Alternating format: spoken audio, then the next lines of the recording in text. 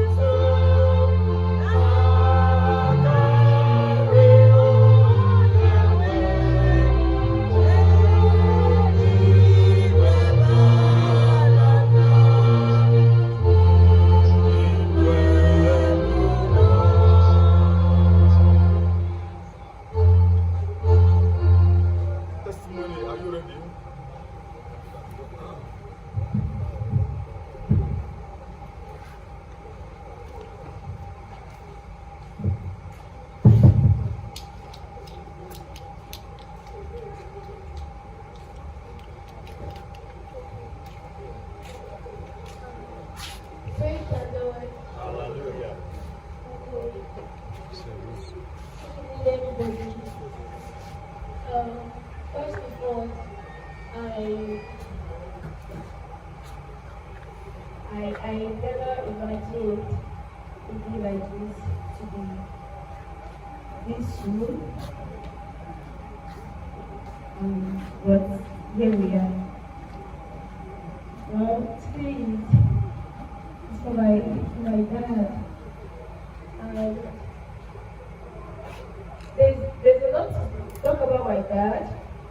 And if you ask me to speak about my dad, I could take today forever, make it to forever run out of days, and I'll not stop talking about my dad because there are lots of memories. And if there's no one I can tell you that I would want to leave out, but I don't sound so cliche, but my dad was the best thing that ever happened to me and ever happened to anybody around him. He wasn't just a blessing to me or my siblings. He was to everybody. He was a beacon of hope. My dad would never want to see anybody. He would never want to see anybody in pain. Okay. He would never want to see anybody in pain. Okay, let me just talk about my favorite memory of my dad. I remember sometime in 2021 when I had to travel for my IT. And then... Where? Okay. Okay. Before I could leave, my dad was really going to take leave from work just to come down to Enugu and drive me to Lagos. And I'm like, Daddy, calm down, no. You know that we are getting old. You don't have to carry us like kids. It's always going to be like, Kachi, Imada. I said, Daddy, calm down, Joe. Let me do it. This is what my mates are doing. Daddy will say, okay.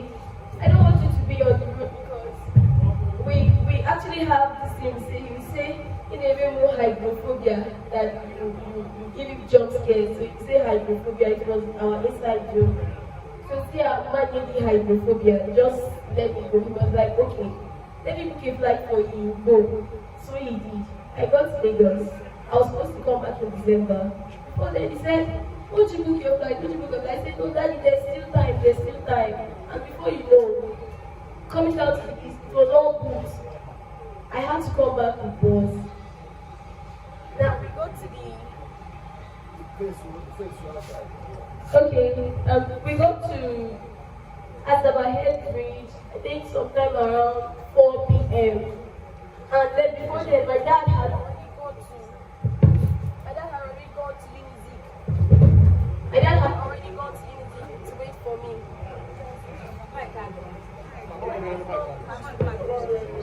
Alright. already gone to Unity to wait for me. And when he called, I told him we're still at the head bridge. We are still at the head bridge. As at 5 p.m., my dad was like, he's already in Oka, waiting. Thank you. So, as at 5, my dad was like, he's already in Unity waiting for me. I said, Daddy, you're not leaving here anytime, so just go home. Because he was going back to he was coming back to the village. I said, Daddy, go home. Daddy said, no, I'm going to wait for you. That was what we did. Till we left the head bridge around 12 to 11 p.m. That was what we did. My dad was really waiting till 12 a.m. When they opened my school gate, the first person I saw was my dad. And everybody in the bus was like, my classmates were like, wow, Kachi, your dad actually waited for you.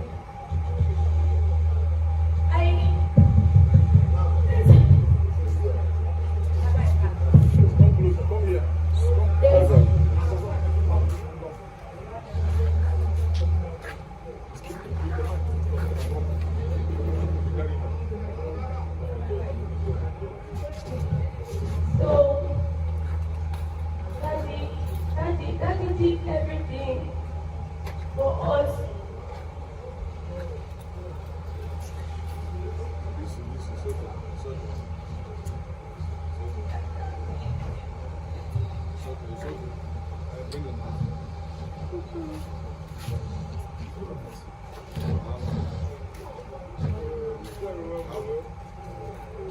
Now,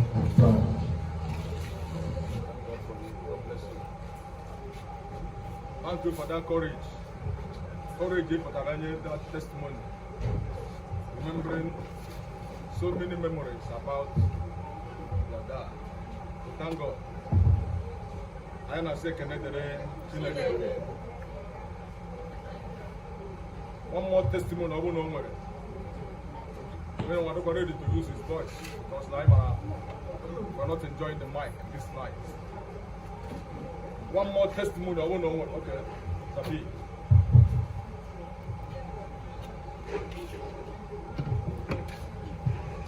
Good evening, Lord. Good evening, everybody. Oh, Father, may you pray. You told me you should have been. Nshiri na njite obi m niile na-ekwu ha, imam na m na-ekwu okwu asị. Asịkwa m ụwa ọzọ m ga-afụtakwa, ka m fụtakwa n'itinye Jeremaya ọnya. Ahụrụ m nwoke ma bezi udo, ihe agbakwanye bezi udo, and ọ na-achịkwa n'udo. Onye ahụ onye ihe na-adị na mkpa, ọ bịa nyere onye ahụ aka. asịkwa m kwuo be anyị a niile. Amaghị m ọtụtụ ndị Jeremaya nyere aka. A na-anwụkọ ọnụ mana efiri ome dịka nchifiri ome. Anyị Obi mwute na-ekwu ute ọnwụ Jeremaya nwụrụ a. Anyị na-asị ka ihe dị otu ahụ adịkwanya na mbara ezigbo anyị ọzọ n'aha Jizọs. Na-enye aka niile na-esote n'azụ anyị kọreji ka onye ọbụla ṅomiri omume Jeremaya n'ihi na onye ahụ bụ mmadụ eji eje ihe. Onwe onye ọbụla dịbụ mmadụ ma ọ dịbụ inyewebe anyị a ihe akọrọ akụkọ Jeremaya ọkọ akụkọ ọjọọ n'ime ya. Mana adị nsọpụrụ nke o si bụrụ otu abụọ o siri n'anya. Mana anyị na-enwe ndidi na o nwere ike ọnwụ ya na-abụrụ obutere anyị onye ga-emekarị anya na onwe onye. O nwere n'ime onye na-akpụcha na blọk anyị ga-eji rụọ ụlọ. Blọk na-eze na-ada. Eji na-ekwu ime ụlọ ebe 10 o'clock dead night. Jeremaya on na phone. Chim on computer. N'ụzọ ọchị blọka niile akpụ na-ahịcha. Mmadụ mọkpọ jere ọza mmezie. Na-eme ihe ike m na-apakịgide m blọkụ n'ike m ji apakị blọkụ agagwo m. Boshwe na kala chukwe iye yeke kweme bro, emenya bro. Oshimo ya nushi agunu bochori kunuku. Oshimo no bro, wale utena udusha ada na kopi ashika. Niye mere, nujecho onye yeme foundation uno. Gawo orute na German floor. Uno orute na German floor. Eshine na akụpịa dọbachiri elu German floor. Chimo nwere onye mmadụ ya arụ ihe ahụ. N'ezie na enyi m Peter Chime na ọ nwere ike ire mana ọ bụ week that day ọ kpọrọ m benyiri nwunye ya. Ọ sị m nnukwu olu chee na onye nyiri nwunye ya na ọ kọntraktọ bọbụ na ọ ya achọta ndị ọrụ ọ yi na ihe ọrụ ahụ. Ọ bụ sọvaịsọ bụ ọ na-asọvaịsị ya. N'ezie oke. Yeah, but Friday, Saturday in the morning. Jeju Peter Morgan, Manata Joe, Peter Shim, no vice of Nayaka or vice or Nanayi Lente. No poor Peter, no poor Jerina Cole. She had a Peter, or she Monday. Moko Peter Chile Kamini Jereda. Nyanje account number. Moko Jereza Mesha. No sense of Mukabari Nirvana. Near the corner Mekayan the Anna Kogo Bito. Here Joe or water, no pushing Japan. For block and after be a common. No share the block of the one by this way. Ocean Museum Foundation. Amen, Papa. Ever be the Jimmy or Peter Sien, or Queer Opinion account. Amen, German floor, and a maybe German floor. Or share the go to be the Jimmy to little level. Ocean Buddha, Okuega, Way. Emailing Talebo, Ocean going to be the Chile Zone. Batapata. Obani, Okuega, Eleven. Ocean, Nego, Ejero Funa. Come on, you go. Nukemuto Hundin, no tapping Tabob. Méjì ọbịa n'ofuo na ndị agbawo na-emu nwoke ndị nwoke si ya na ihe na-achịrịbụ na ihe akwụnya bụ ụgwọ ndị ya kpọtara na-arụ ọrụ na ọrụkwarị ma nke ya ga-akwụ n'anya ihe ọbụla ọchịala ya na-arụghị nke ụdị ụka ahụ ihe mgbakwale arụ ya gụkwuo ya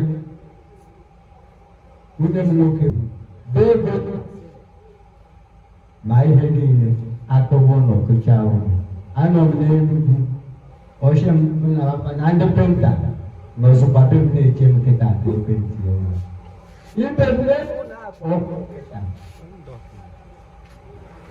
asị ekene dịkwa mmadụ dịka Jeremaya ọnya na-esote anyị n'azụ onye ọbụla na-emikpere omume onye ahụ bikọs mmadụ na-etọ ma ọ bụ n'ebe anyị nọ Banya ga-abụ ọbụlagoro ihe kịta bụ onye ọbụla na-abụ na be anyị bụ London mana anyị rifletiri ma ọnwụ ebe a bụ nka ya ekwu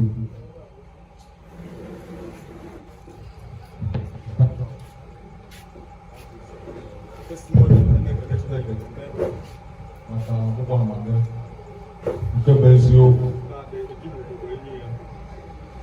Chineke jiri were arụ ọtụtụ ọrụ nnukwu maka kọmpaụnd ebe a ọzọ anyị na-asị ka Chineke dara mkpụrụ obi ya na ndokwa n'aha Jizọs.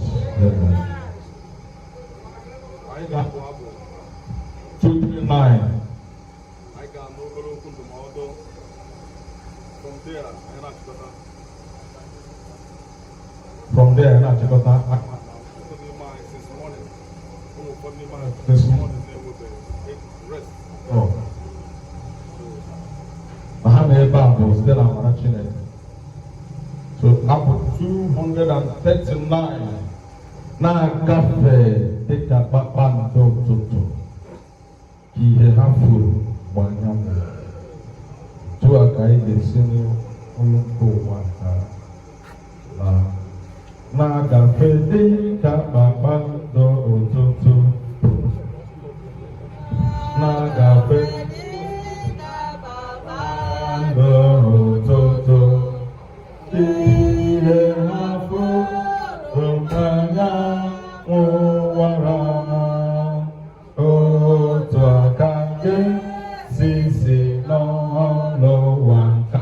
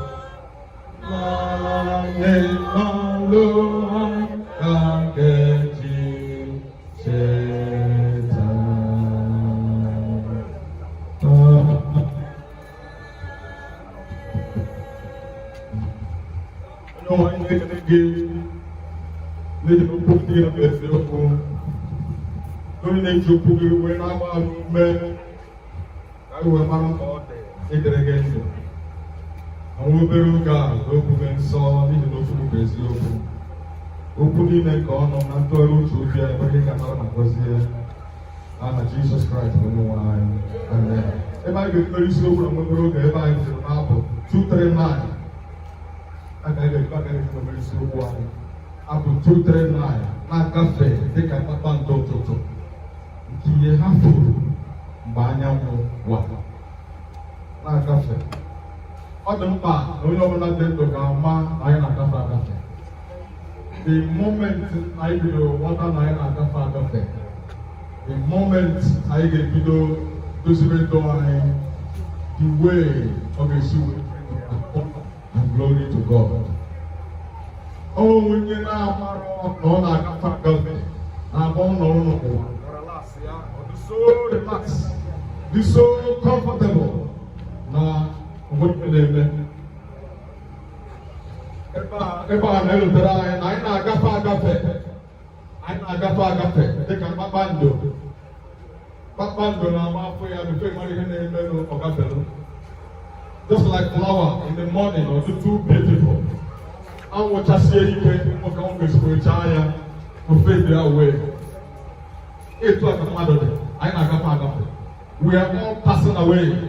Onye ukwu, onye nta, anyị na-agafe agafe. Onwe onye ga-efu eru n'ụwa a, onye ndị buru ụzọ gaba mana ha agawago, ndị nke nọ ndụ mara na naanị nke ha na-eme. Nwere kpatara ya n'ụzọ, agwọtaghị ya n'ọgwụ, a ga-agwọta ọgwụ n'ọgwụ. You must, whether you like it or not, whether you want or not, one day you must gafe. Otu ụbọchị, ọsọrọ. And ihe dị painful this time around bụ na ọnwụ ada amasị, ọnwụ ada anwụsị n'oke. Ada anwụsị na-abụ oke. A na-anwụ. Ada anwụ na-abụ oke. Maka ọ na a na-anwụ na-abụ oke. Ụfọdụ masị oke na-aka mgbe 20 years. Oke rubere. Mgbe ndị dịkwa 80 anwụcha, 100 anwụcha, o rubere. Ofu nwoke ga-achọrọ ka elote ezi omume ya, efisitere ya ka elote ezi omume ya, mmụọ ozi, mmụọ ọnwụ ya ka elote ezi omume ya, ihe ọma ọ na-eme, ezi ihe ọ na-eme, na-egosi azụ ezi ọrụ. O wee mara na wee chọpụta na onye bịara efisitie ya na ofere site ọnwụ. O wee tutu ya na-esi ike, ka o zuo ike nwa obere oge ka o nwee ike pasị, ka o nwee ike o wee n'anya na akwụkwọ onye buru akwụkwọ ọnwụ. Ọ bụrụ na aha ya dị na aha nke ikpeazụ na the list, that is the next person ọnwụ ga-abụ olu ọnwụ chọọ ikwu n'ọnya nwa bụ onye obisiti. So mgbe onye obisiti ya nọrọ n'ụla, anọdụgo fortunate wetara akwụkwọ wee hụ n'ọnya nwa bụ the next person ọnwụ ga-eru. Ihe o mere bụ owere bed abụọ ahụ ya, jede n'ahịa nọmba 1. About the last person bụ ọrụ, dezi ahịa nọmba 1. So mgbe onye zutere ike wee tete, wee sị ya, n'ihi ezi ọrụ a na ezi ihe i mere m, ọ dị m mma.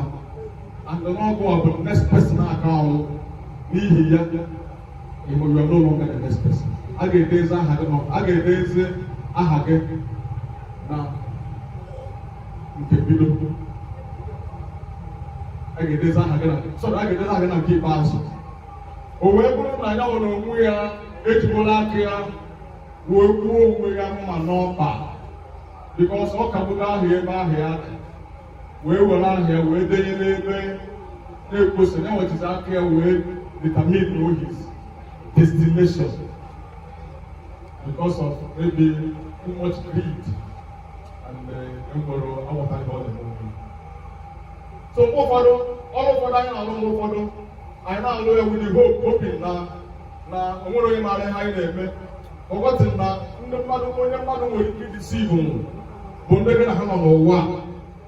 Ọ bụrụ ma Chineke onwere ga-aghọ onwe ka ọ bụla ọ sọrọ anyị mere ma mụnwa ma gọma onye ọbụla anyị ma ghọrọ onwe. Ọ maara m ihu na azụ, ọ maara m ihe m na-eche maka echi, ọ maara m ihe m na-eche maka gị, ọ maara my program, ọ maara everything about you, about me and about you. Na a na-ezo ezuzo maka ihe a ga-eme bụ maka mmadụ ibe gị, ọ bụrụ maka Chukwu. He knows all of us. Anaghị ka otu wee dị mkpa na ọ bụrụ na anyị ghọta mkpa ọ dị na anyị na-agafe anyị are very conscious the way we are living our life, because it can occur anytime. It can occur anywhere. We are talking last year, even though we enjoy life, it can occur. It can occur anywhere. Talking man. And now the terrible thing out there, can out in the field, and I have one of my Sunday will do that. Now, my idea, I could be a this teacher, come on, I could be an alpha, or to on the job, on weapon, on Taka, on for the steel, on every morning. So the only thing when I talk about that now I got it. The conscious, the way we are living our life, this life. Every other thing may have duplicate this life in one way. So in our day, you are privileged that life. Death can occur anytime. So in our day, they have to start talk of death because nobody gave them governor. Nobody gave them religion. So I go to remember. Now I have to be very careful. It's a door. Go to a guy, see, go out, now and all I can use a time. And I was not going to see now and all.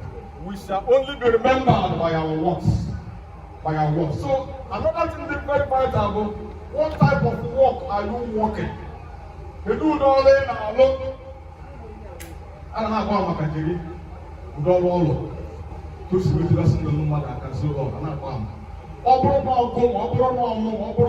pass on today. The mother with a testimony about you. We have the woman. Now, can teach it. We shall only be remembered by our works, whether good or bad. One day, I get the devil. But what can I do? All is so open and move on the man that takes us. Now, I don't know, I don't know, I like to praise him. I don't know what I'm on the table.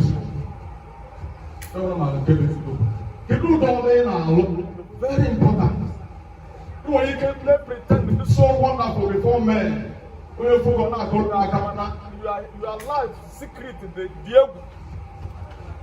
Who don't get out so devil? So can we go now? Only now look I get it target. My what I carry more can you? When I'm going to work in Cheta, who watch Cheta today or tomorrow, or when I work at Jerry. Who knows the next? Only God knows. That's why we should be careful the way we are living this life. It is at the door. Okay, even as Stanza 2, we'll say, I got time, man, do also that they're making down cheer. Now, what about and then outside, and then I saw Council also. All we know, there is to be had also. You want to put in a jerry bed. I'm not going to give you a when you're serious. I got try Monday or so. And I very high to the road. And then I suffer for anything, they will begin to enjoy our labor. You can't be in a one somebody from nowhere will just come in and begin to enjoy it. From nowhere. I got try Monday or so. Can I go? So it must happen. Whether more about it must happen. Okay, Mary. I got try my also. Can I go on your problem? I can enjoy. Even when I labor of anything, no suffering, nothing, just come in and begin to enjoy. For the government, I can not make this way out. If we come with forward, we have any name and I put that goes everywhere. Because normal, again, you know what? I can't what you are normal as well property. I don't mind a woman is not was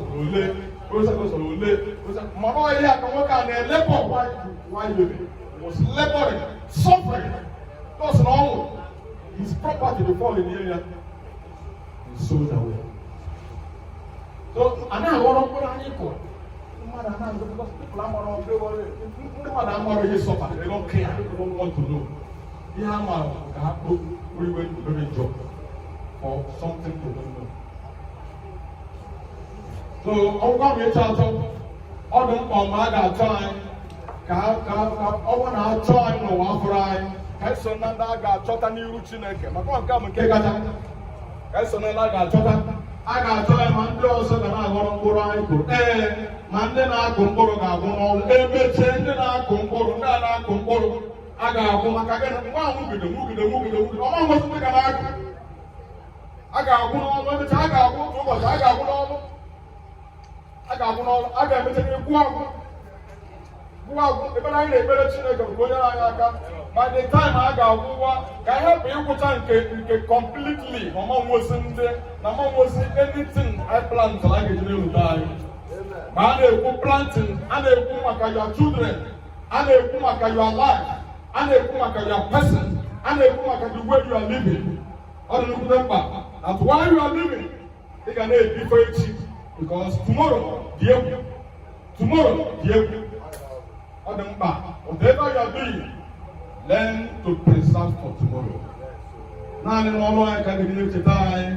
Naanị eziokwu anyị kwuru mgbe anyị dị ndụ. Naanị mkpụrụ anyị kụrụ n'ụwa nke a. Ndị a ga-adịgide mgbe e mere gịnị? Mgbe echefusịrị anyị. Ndị a ga-adịgide mgbe echefusịrị anyị. I know so many people aka na-elote na so many families including this family na ndị kwuru so many years ago ọ nọgide elote ha si mgbe onye anọ mgbe onye adị. So ncheta ka tụmadụ n'ezi ihe. Ncheta ka nwere dịka ncheta. So whatever you are living now, might not see the in a soul. So be careful the way you are living this life. Ọ bụrụ ọkwa ụmụ ndụ anyị na-adị. Ọchịkwara anya. Ọ bụrụ na ị na-adị ọbụrụ ụmụ ya. Enyere anyị enye ka enye ka i bie ndụ. Anyị niile nwere landlord. Otu ụbọchị landlord abịa sị, I want to take my life. Onwere onye landlord na dị wolu ndị aka asị no, I'm not ready. Ma landlord na-abịa kpọọ m ụgwọ ụlọ ma ọ bụ achọ ọzọ n'ụlọ m si n'ụlọ m pụọ isi a na gịnị mere. Onye mgbe ahụ put notice na ịtụpụ ngwongwo niile n'elu ma isi ọnwụ. So one day landlord will come. One day I am Aaron. Who is the landlord? God. Landlord of our soul. Landlord of our life. Is the landlord. That's why you must be careful the way you are living your life. And stand on it. Stand on it. Whatever it will take. So we are not the owner of our life. Allow me to live my life after all. How come can be ended? How come can be ended? We are not the owner of this life. So now let's go by my window. So that ndị a ga-adịgide mgbe a ga-echefusi anyị. Isiokwu bụ ndị. So mgbe ọ bụla a ga-echefusi ndị mmadụ, ọ ihe ahụ onye ahụ mere ka adịgide. O nwere ike mgbe anyị na-eme ya, people may not love you, people may hate you, but continue. Ọ bụrụ na ị ma ị nọdara taa, continue. After all, I na about that one mother. One day man like mgbe niile ka a na-eto ha. One day I was preaching. One day in the Bible. No one ever told Jesus. People will always accuse him. Our great righteous man, great Jesus. Umu webe to ye. The Pharisees na agbe ndo cause an agbe mweni na agbe. What you want me to do? O me bacha, o me kacha. An agbe ari ebe ni mo bona. But he stood his ground because he knows where he's going. He stood his ground. So if you are for him and alive, everybody will like open it for people's favor rights. This one, I don't mean that. You don't want to like them, you hate the life for them, you don't want to like them. You don't want to go home and come. You are careful. You are very careful. I'm going to see. I'm going to see.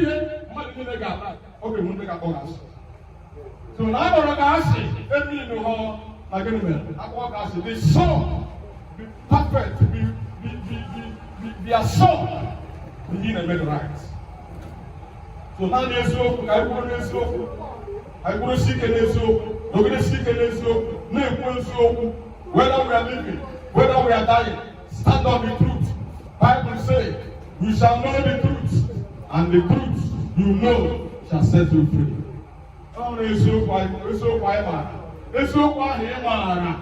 bụ ihe ga-eme ka enye gị nwere onwe. Ụmụ ọ na-abụ mgbe ụfọdụ ụmụ ka ọ ga-esi wee gbajuo ha achagide ọcha ha achaba oji. Ụmụ ka ọ ga-esi wee gbajuo ha kwuru n'eziokwu ekwu okwu asị. Ọ bụrụ na ị maara ihe ị na-eme, dị sure of ihe ị na-eme, don't go back. Stand firm. Stand firm. Kwudosie ike n'ihe bụ. Kwudosie ike n'ihe ị na-eme. Ihe ọ bụla ọ ga-abụ imecha ịnara obe gị, your conscience adịghị ekwe ike gị. Kwudosie ike ya. Mana ịma na-ekwe ka ọ bụ na gị na Chukwu ọdụrụ na mma. Ihe a na-ekwu maka nchegharị nchewa dị mkpa dịka anyị na-achịkọta. Onye ọbụla na-amarọ Jizọs ama nkwụ ezigbo mkpụrụ. Only men they live life about self-righteousness. Self-righteousness will not take us to anywhere. They get taken to God or our relationship with Him. Get on the Panama. Imahana Jesus. Imahana Jesus. No seek a baby. Any brother or the Wagodo. So, who seek a baby? Who seek a baby? Imahana number. Ada kwụkwọ ndị ọbụla na-asị na mgbe eso na chọọchị, eso na ndị ụka, eso na ndị nka, na-eso na ndị omenala, na-eso na ndị ebe ọ bụla egwu kwudosie ike. Kwudosie ike, ọ bụrụ na ọnụ ihe ọ bụrụ na ịbụ onye nwa Chineke kwudosie ike. Ọ bụrụ na ịbụ onye na-ekpe arụsị kwudosie ike. Ọ bụrụ na ịbụ onye na-akwụ ọgwụ kwudosie ike. Ọ bụrụ na ịbụ onye na-akpa iko kwudosie ike. Agbata ọsọ gọma ya. Otu ụbọchị ọ ga-ebi. Otu ụbọchị. Anywhere you want to stand, stand there. Don't shake, don't move. Be unmovable. Stand firm. If you are a Christian, continue to be a Christian. If you are whatever you want to be, continue. You don't say it. No one on your apple. You don't say it. Even my Jesus, you don't say it. Anna, Kogo to go on. You don't say it. He can't go on a number. I'm going to walk with you. I'm going to walk. I'm going to walk. So remember, whatever you are doing, always remember that. Ọbụrụ mmadụ niile bụ ụmụ Chineke, ndị bụ ụmụ Chineke bụ ndị na-ara ya, na-akpa onye ya ike. Ọbụrụ ndị ọbụla na-eji ụka bụ ụmụ Chukwu, ndị bụ ụmụ Chukwu bụ ndị na-ara ya, ọha ka onye ya ike. Ịbụ ụmụ Chineke bụ ndị kwenyere n'aha ya. Dịka anyị na-achịkọta, ọ dị mkpa anyị ga-ajụ onwe anyị ịbụ nwa Jizọs. Ọ bụrụ ị na-ejekwa ụka, Jesus, get Jesus on the line. And you put it to yourself from the joker.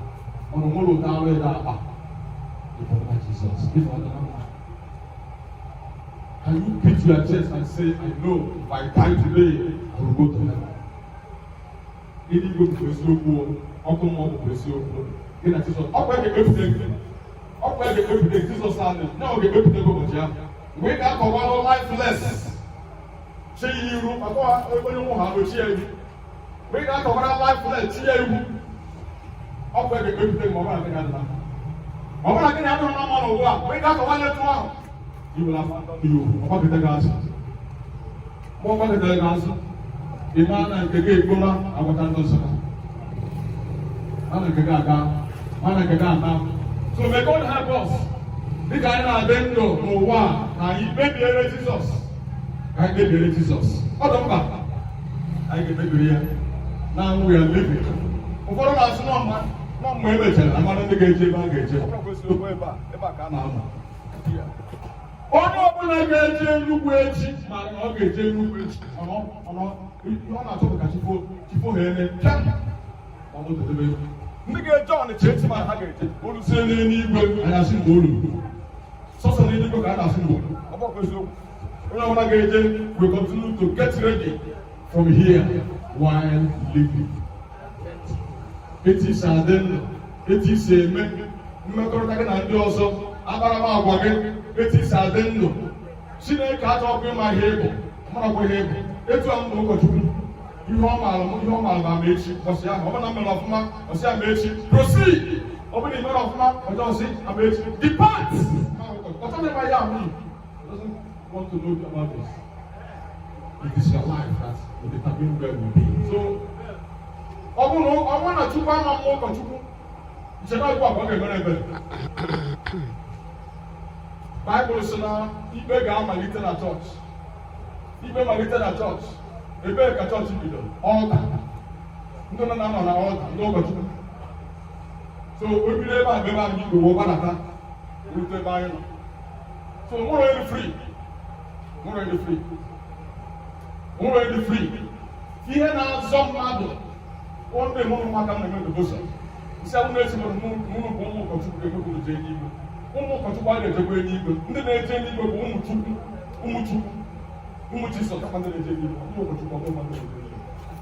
prepare your life, live your life. Get to the mark. I can actually get the mark. You see them again when I didn't do. Every other thing will pass away. Relationship will get achieved. Live your life well. Only you can say I can have no document. Only you can have a say. Only you can say has here. Na como é maluco boga. Ule maluco boga, nobody knows. So, can get it? I want to build one another. 70 years, 80 years, highest 100, highest 100. I'm not doing 100 right now. I'm going to sell at 900 and 900. Open your glass. Put your glass. Put your glass at the Bible. Put your glass. 900 and Methuselah. When it got about 600 and when it got about 300 and when it got about 500 and the stone. Bible will say, now from age 80. Kachine came on Moses was now 80 years. From the mind that I don't 60. I said, I am. They made the military Maka, Chineke will tell Moses at the age of 80. Moses will be the one who was at 80. So I am going to get schools, I am going to get up. Any opportunity for the people on this earth, use it and serve your God. We are not staying permanently here. We are living one day. The unknown. I know you are not real. I do say no. I make a peace with Jesus because he must surely come and take his own. Because I am mine. You know the number. Are you born again? Are you preparing for him? He's coming to take his own. I go on.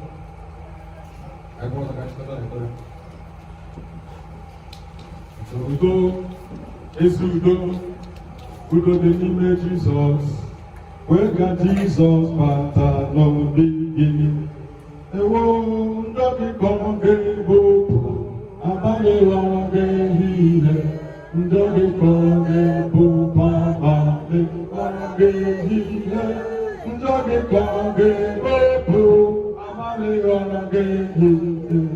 Wega Jizọs bata n'obi gị. Lebere Jizọs ugbu a. Are you ready? Maybe you war. Maybe you war. Maybe you war. Make peace with your make now. We are living. Are you willing? Can I wish you make peace with God? Make peace. Nobody can abata. Say so much. Nobody can abata. Our intention when I can know my station. So my baby. Which is existing. About the existing mood. I abata nobody. Knows of 4 corners before we do 4 corners. Someone that's our nose. Someone that's our nose. Not man, they think boom. I said, I'm a small can put to that. Maybe you can put to the ball and go down. It's almost dead. Only couple of young apply in one game rich and everything. Only couple of the go there, what I can sugar. That will mark up. The video can put to it. On analysation here, diga de côté sugar na pandea. On kana ko ko no. On a pablo make peace with your God. Ejana o boni no de ejana o too much. She has almost make peace with God. Amen.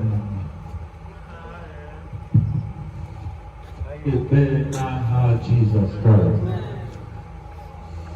Ayo mo pasal to pasote. Ay ada agad ma ay pwede din. Are kaya din mo pugi. Ay gị nyere anyị aka ọba dị ka anyị dị ndụ ka anyị nọ na mba e were ugbu a chịkọta ndụ anyị tere gị n'ime mmụọ dị isi n'aha Jizọs Kraịst ihe anyị ka anyị mata ọ bụ ihe kpere nye ndụ a ka a na-agụkọ ma anyị ga-amụ anyị kere onye pụrụ ime ihe niile ya rịọ amara gị ime obodo a niile a ga-eme echi n'ụzọ dị iche iche site ndị ga-abịa site n'ebe dị iche iche anyị na-arịọ amara gị ị ga-anọnyere ha n'otu n'otu n'aha Jizọs Kraịst narị ekele onye eluigwe narị ekele onye kwesịrị ntụkwasị obi anyị arịọ maka mweda dị mma onye eluigwe pụtara anyị mmiri otu n'aha Jizọs Kraịst narị ekele ezi Chineke anyị rịọrọ n'aha Jizọs Kraịst onye nwe anyị. Amen. Dịka esi wee na-agbasa na anyị nọ ebe a anyị nọ on behalf of the cathedral workers. Anyị nọ ebe a because na enwere ndị ụkọchukwu na edebe ụmụ ọnyahụ ọ anyị na-anọchite anya ha dịka direct anyị nọrọ ebe a ha kwesịrị ije. So by 9 o'clock that's na ga-adebere ya na service ebido 9. E nwere akwamozu na abụọ na the cathedral. So God, you go to the by 9 at church. I'm going to go 9 o'clock. So the whole PTA, the other time. By 11 or there. So the middle. Who know when you do as here? It's still on our here. Here goes on. It's really by Mara, the man. You know why I can never Jesus Christ. Amen. Tu Chineke onye ngọzi tụrụ ihe niile n'ụwa tụrụ ya ụsụ nke eluigwe.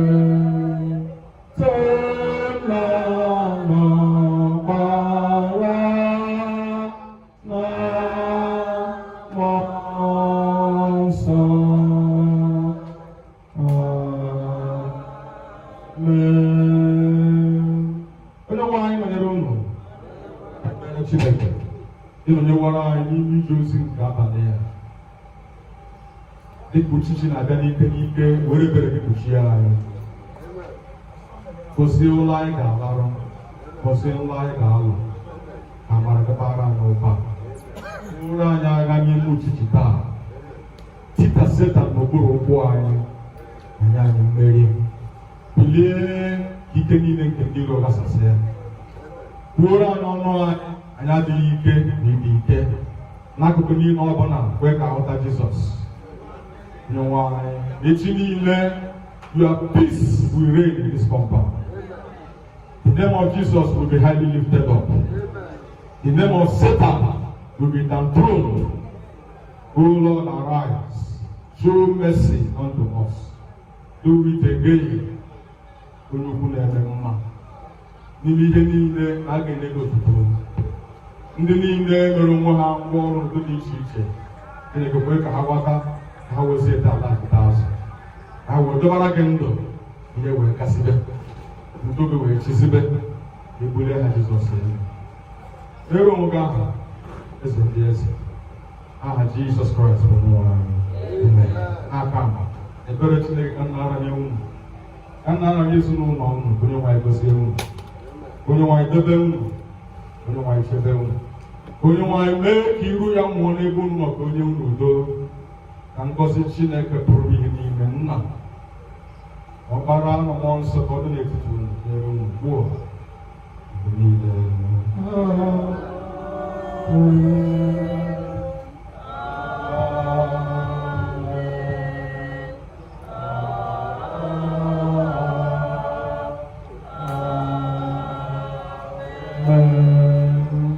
Onye nwe anyị nọnyere unu. Edebe.